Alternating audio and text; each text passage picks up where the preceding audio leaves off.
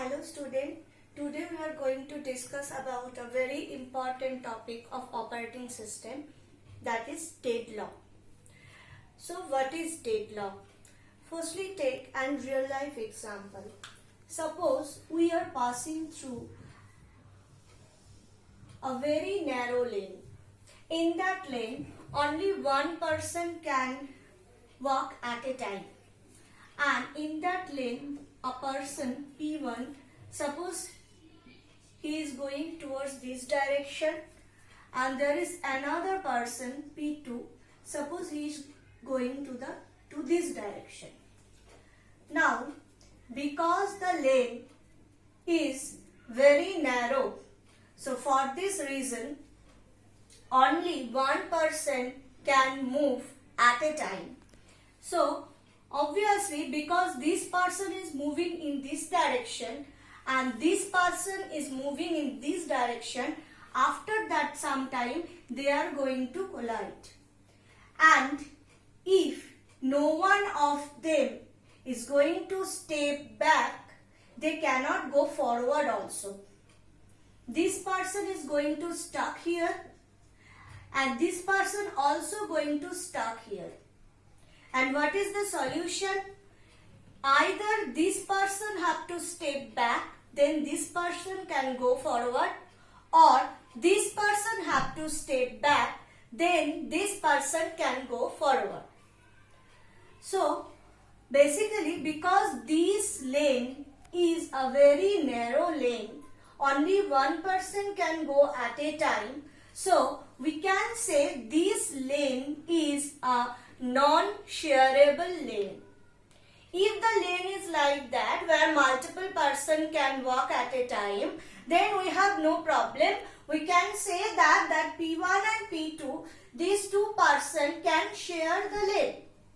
But because the lane is non-shareable, P1 and P2 cannot complete their walking at the same time. P1 need to wait for P2 or P2 need to wait for P1. So this is basically a deadlock situation where P1's execution, suppose now think this P1 as a process and P2 is another process, and just think this lane as a resource. So I have already told that this resource is non-shareable. So P1 process cannot execute because of P2, and P2 process also cannot execute because of P1. So this is a deadlock situation. Now take another example. Suppose there are two children, child 1 and child 2. Both are sitting beside a table, and on that table there is a drawing book and there is a colored pencil. Now suppose C1 child just go and grab the color pencil first. C2 child go and grab the drawing book first. But without the color pencil, C2 cannot draw anything in this drawing book, and without the drawing book, C1 also cannot do anything with the color pencil. So obviously we need to do what? We can take the drawing book from C2 and give it to C1, then at least one child can do one thing. Otherwise we can do the opposite also, that means we can just take the color pencil from C1 and give it to C2. Okay. So in any solution, the main thing is what? We are going to stop if we think this C1 as a process and C2 is another process, and this DB and CP as resource.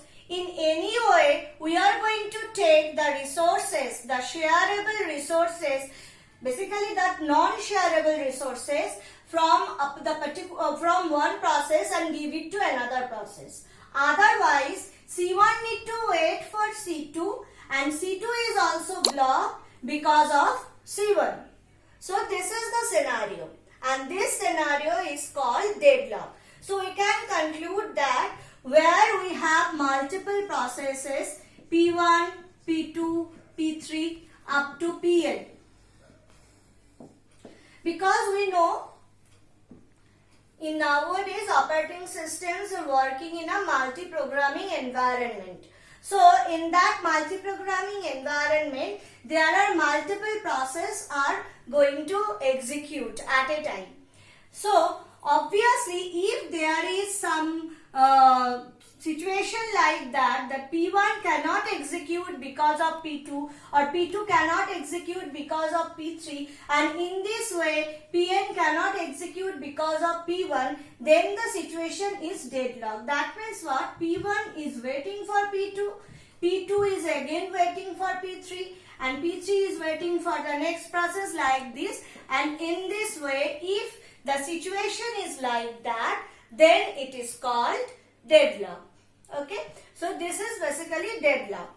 Now we are going to discuss about some necessary conditions. There are 4 necessary conditions which are also called Kaufman condition for deadlock.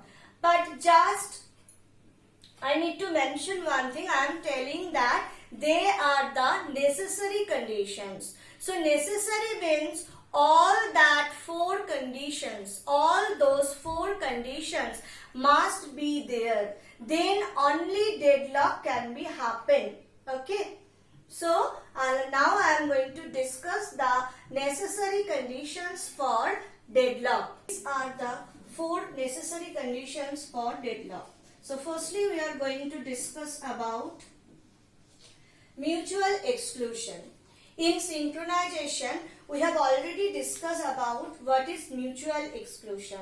Mutual exclusion means at a time only one process can access some resource. Now suppose we have 2 processes in my system, P1 and P2. Okay, and there are some resource R1. Now mutual exclusion is a property of a resource. That means a resource can be by nature mutually exclusive or not. So if a resource is mutually exclusive, then that resource can shared by only one process at a time. Okay, basically that resource is non-shareable. Now suppose P1 wants to access this resource. So P1 is going to send a request for this access, and P2 also wants to access this resource. So P2 also going to send a request for this access. So what happened? Obviously this R1 is going to allocate to any one of them process. According to the scheduling criteria, the R1 is going to be allocated. Say R1 is allocated to P1. So then what happened? Obviously P2 need to wait for R1. Now suppose, so basically these R1 resource is the mutually exclusive kind of resource. So for this reason this resource cannot be allocated to both of the processes. So for this reason P1 is holding R1 and P2 also wants to access R1. Now suppose there is another resource R2 and that resource is already accessed by P2 and P1 also access this resource.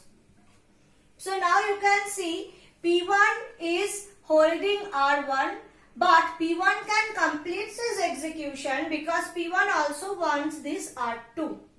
And R2 is R1 and R2 both are mutual exclusive. So P2 is going to P2 is want R1 and P2 is already have R2. So basically P2 also cannot complete this execution.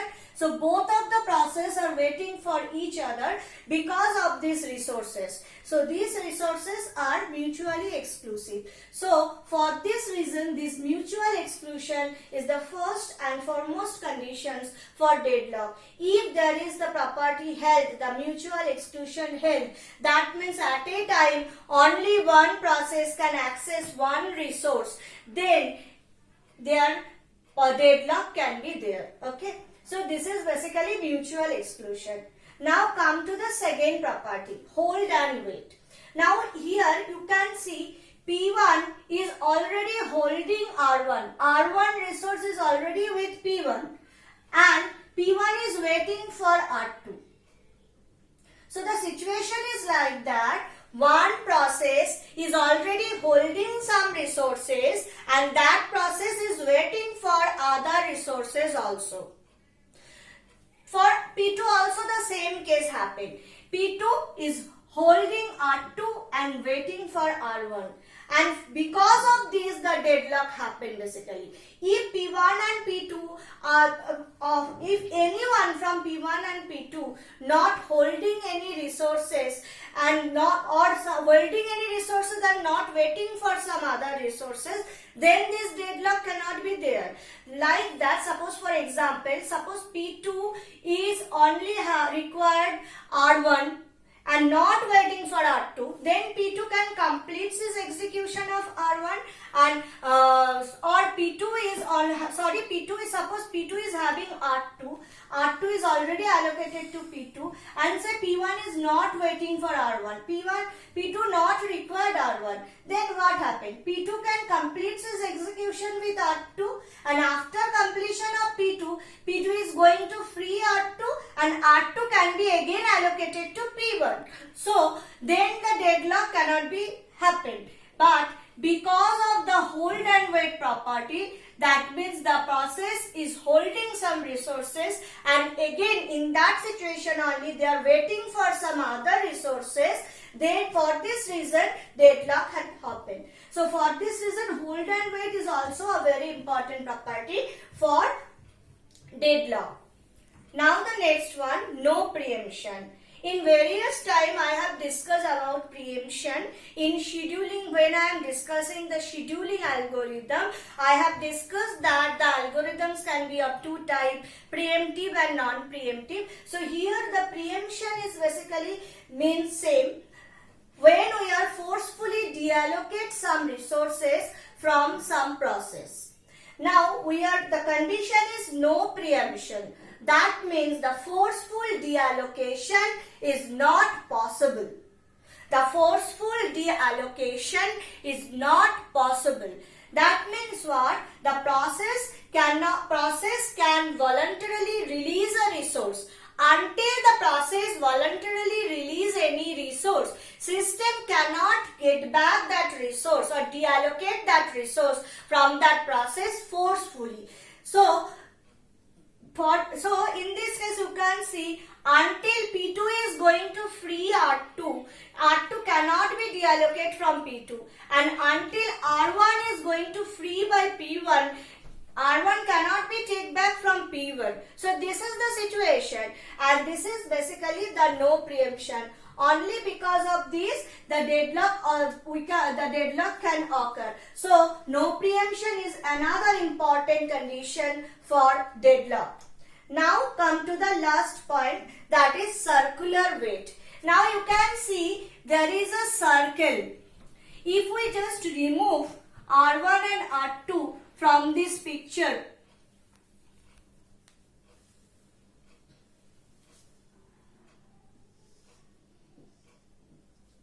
the circle will look like this. That is P1 is waiting for P2 and P2 is waiting for P1. It can be a very long chain also. It can be in this chain we can have n number of process, but there must be a circle.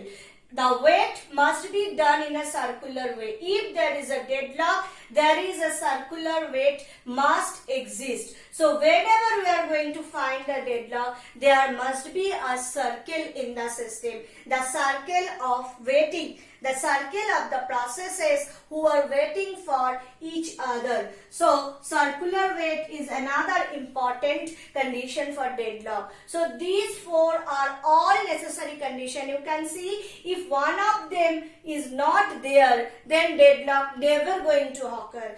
Or if all four conditions are occurred at a time, occurred simultaneously, then only deadlock can be there. Otherwise, deadlock never going to occur. So, mutual exclusion, hold and await, no preemption, circular wait. These are the 4 necessary conditions for occurring deadlock. Now we are going to discuss about resource allocation graph. This graph is used for describe the deadlock. So this is a directed graph which is used to describe deadlock precisely. So just like the other graphs, the resource allocation graph also have vertices.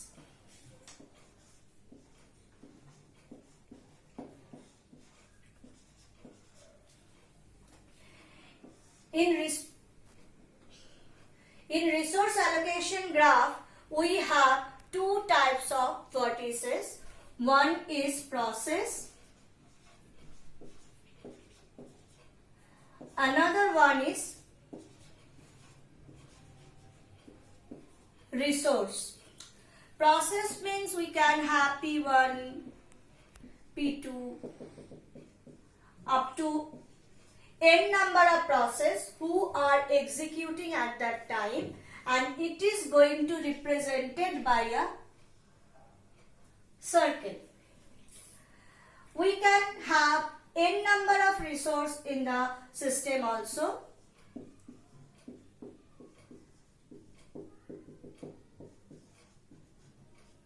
But all these P and N, or in all the cases, in case of process and resource, both cases, the N must be have some finite number. Okay, we cannot have infinite number of resources or infinite number of process.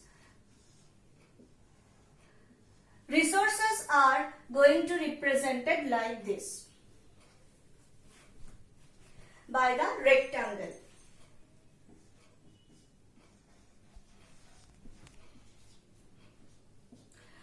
We have also edges. Obviously, we are going to draw a graph. So, we are going to have edges in the graph. We have different types of edges like allocation,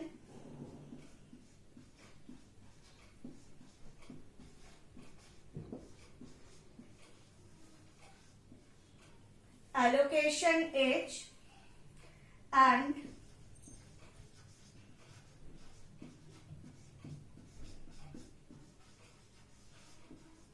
request edge. Allocation edge and request edge.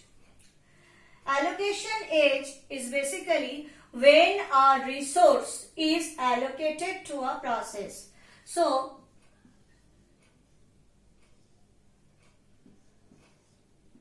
in case of allocation edge, the arrow is coming from the resource and it is pointed to the process.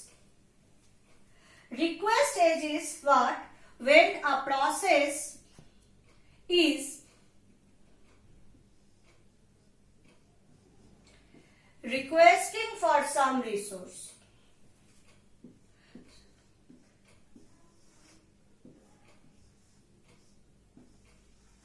So basically this means process P1 is requesting for resource R1.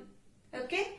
So, if the edge is coming from the resource and going to the process direction, then it is basically the allocation edge.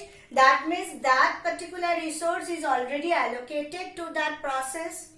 If the edge is coming from the process and going to the direction of resource, then that means it is a request edge. That means this process is requesting for that particular resource. P1 is requesting for R1. The number of instances of a particular resource are available in the system. Just like suppose we have a resource R2 and instances are going to be represented by dot.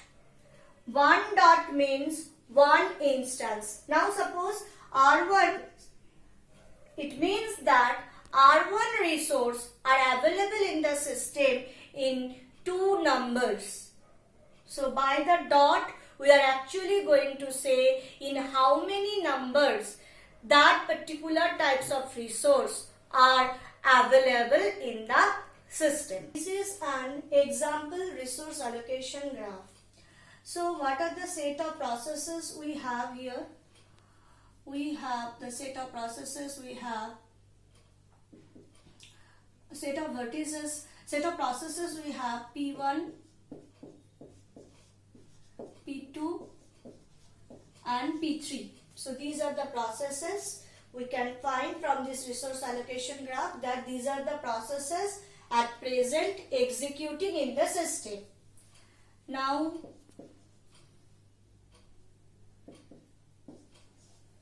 the resources we have are R1, R2, R3 and R4. Okay, so these are the resources already available. And now ages.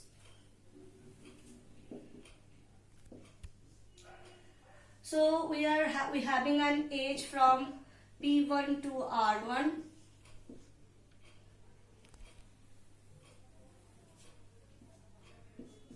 R1 to P2, P2 to R3, R3 to P3,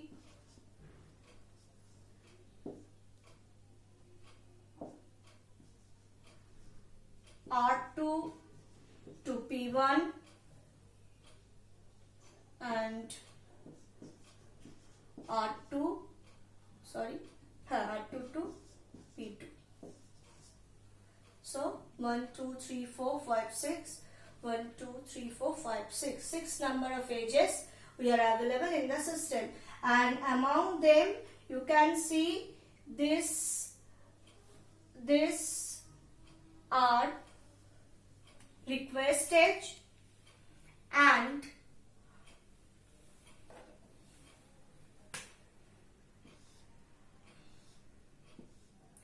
these are all what?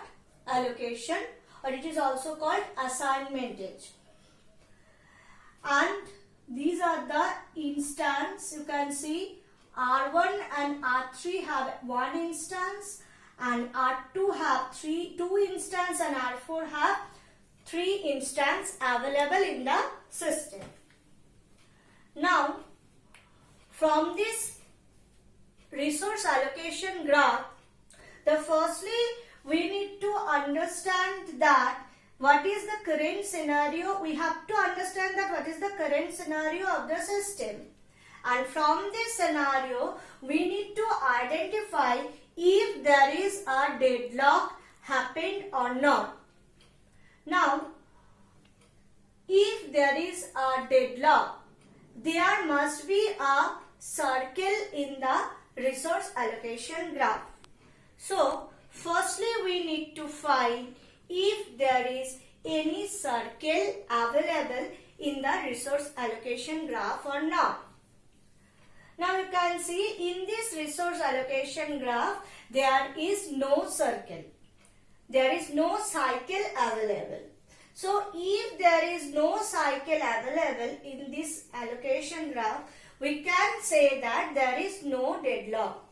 So firstly, the first thing we need to remember that if there is no cycle in the resource allocation graph, we cannot identify any cycle in the resource allocation graph, we can conclude that there is no deadlock at that time in the system. Okay. Now go for another example. Here again we have 3 processes, P1, P2 and P3, and we have 3 resources, R1, R2 and R3, and one instance of R1 is already allocated to P2. P1, only one instance is available in the system, and P1 is waiting for one instance of R1. P2 is waiting for one instance of R3, so there is a request stage, and R3, that instance is already allocated to P3. P3 is waiting for one instance of R2. R2 having having two instances, but both of them are already allocated. One is to P1 and another one is P2. So you can see there is a circle. So P1 to R1, then R1 to P2, then P2 to R3, R3 to P3, and then P3 to R2 and R2 to P1. So basically P1 is waiting for R1,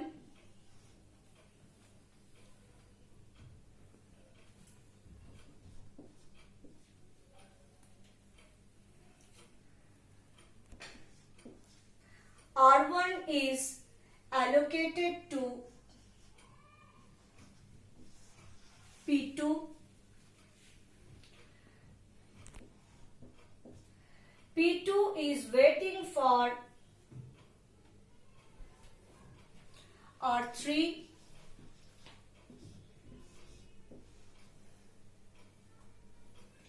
R3 is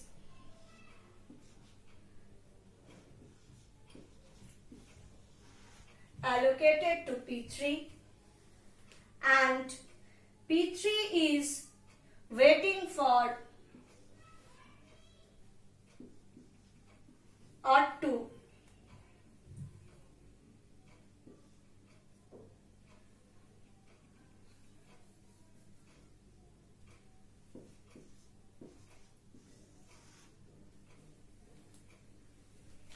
Now R2 is allocated to P1 and another instance of R2 is allocated to P2. So we can find not only one cycle, basically we are having two cycles in this system. One is this and another one is the total one. Okay. So now there is a cycle in the system. Now if there is no cycle, we can conclude that there is no deadlock. But if there is a cycle, we cannot conclude that there is a deadlock. We can say there is a possibility of having deadlock. The thing is what? If every resource is having a single instance, then the presence of the cycle in the resource allocation graph is a sufficient condition for deadlock. But if one resource, at least one resource have more than one instance, then the presence of the cycle is not a sufficient condition for deadlock. Presence of the cycle is a necessary condition for deadlock. That means if there is no cycle, there must be no deadlock. But if there is a cycle, we cannot conclude that there must be a deadlock. There may be a deadlock or not. Now we are going to find if there is a deadlock in the system or not. So if the resource allocation graph is a very small one, then we can just looking at the resource allocation graph, we can identify that if there is a deadlock or not. Now suppose in this graph, we need to find that if any one process can progress in this situation. Now just look at P1. P1, at present P1 is waiting for R1. So P1 cannot progress. Now just look at P2. At present P2 is waiting for R3. So P2 also can't progress. P3. At present P3 is waiting for R2. So P3 also cannot progress. So any one of them cannot progress. So we can say that there is a deadlock in this system. Now this is just analyzed by the figure or just a visual analyzation we have made. But if the resource allocation graph is a big one, we cannot only perform the visual analyzation. There is some other process also. we can just make a chart like that. We have P1,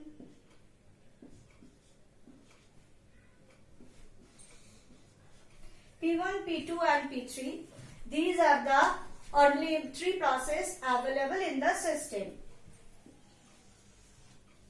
Now we need to identify what is the current scenario of the allocation resources, already allocated resources.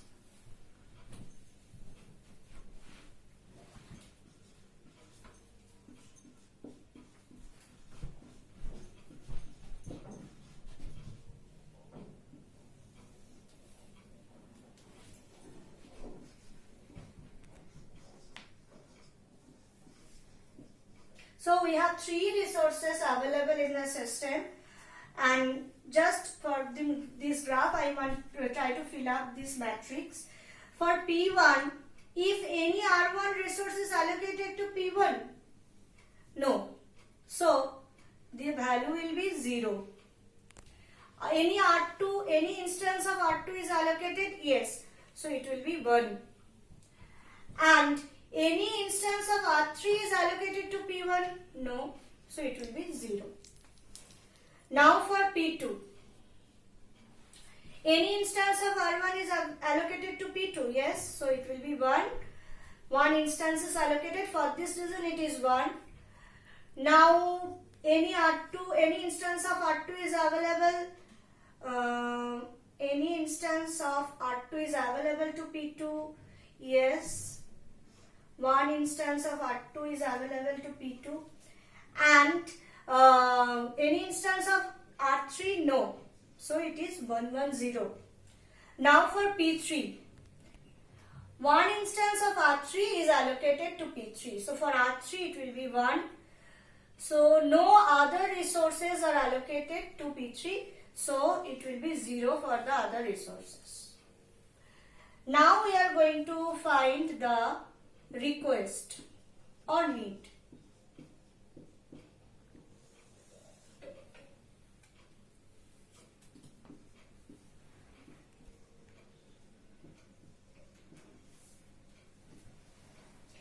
So for P1 is requesting for R1. P1 is not requesting for any other resources, so it will be 1, 0, 0. P2 is requesting for R3 and not requesting for other resources, so it will be 0, 0, 1. P3 is requesting for R1. No, so it will be 0. If P3 is requesting for R2, yes, so it will be 1. If P3 is requesting for R3, no, so it will be 0, 1, 0. Now coming to the find what are the system is already available now. What are the resources?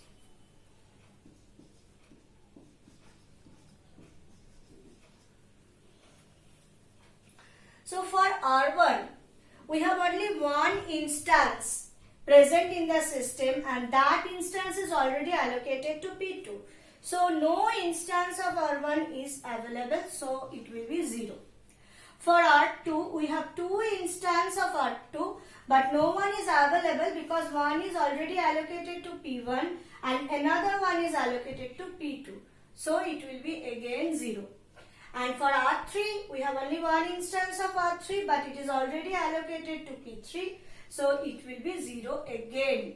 So we can see no resource are available in the system. Now, if the request can be satisfied by the available, then we can say there is no deadlock.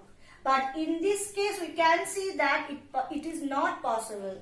The request cannot be satisfied because there is no available resource in the system.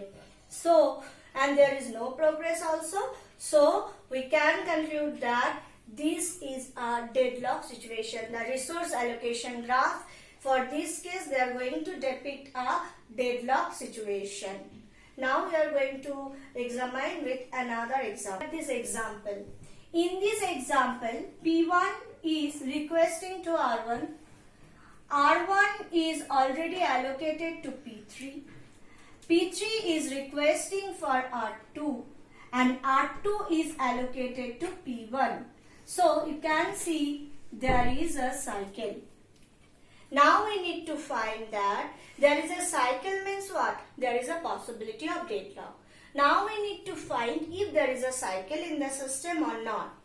Firstly, we are going to examine the processes. Here we have three available processes, P1, P2 and P3. Now for P1 is already having R2 and waiting for R1. So because P1 is waiting for R1, P1 cannot progress. P3 is waiting for R2, so P3 also cannot progress, but P2 is not waiting for any other resources. So P2 can complete. So if P2 can complete, P2 is going to free R1 resource, and this R1 resource is going to then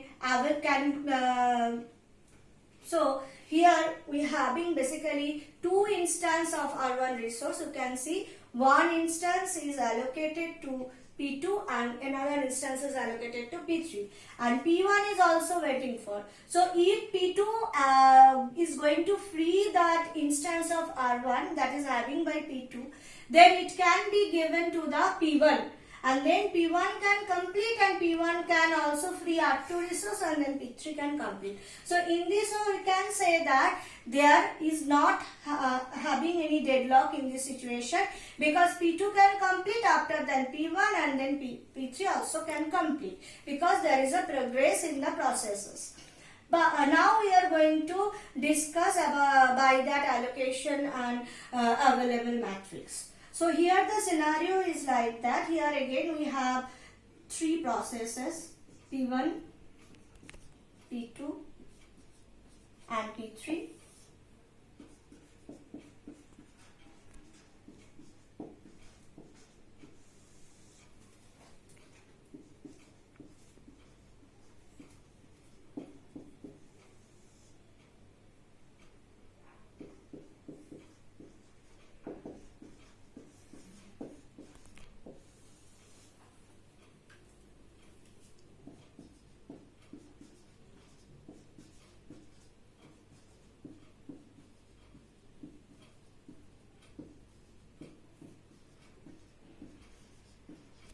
And here we are going to find these matrices.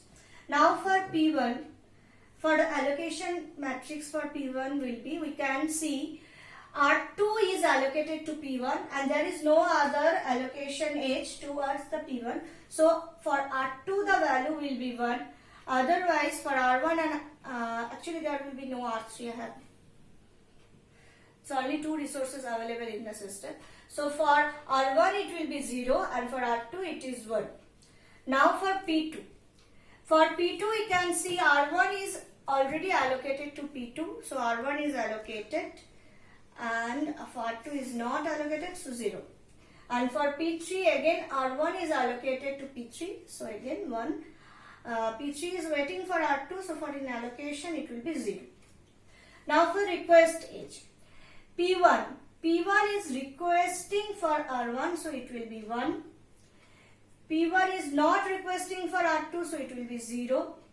P2 is not requesting for anyone, so it will be 0, 0. And P3 is requesting for R2, so it will be 0, 1. Now for the available. Now you can see there is no instance available for R1, so it will be 0. And there is no instance for available for R2, so it will again be 0. But in this case the scenario is little bit different. The request for P2, the need for P2 is also 0, 0.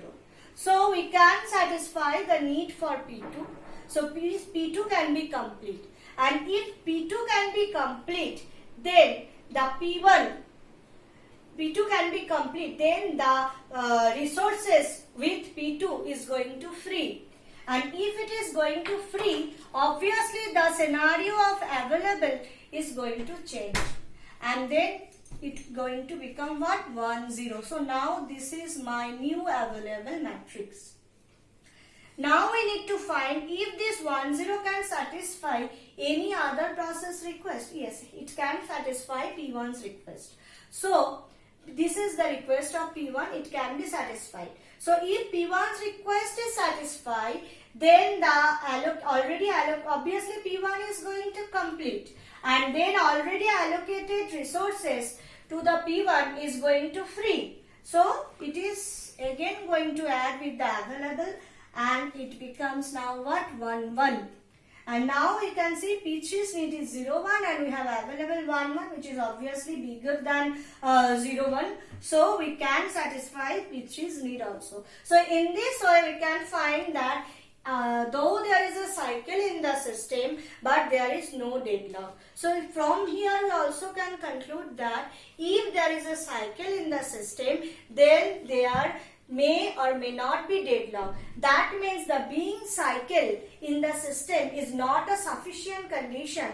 Identifying cycle in the system is not sufficient for identifying the deadlock. So if there is a cycle in the system, it is not a sufficient condition for deadlock. But if there is a deadlock, there must be a cycle. So the cycle is a necessary condition for the deadlock.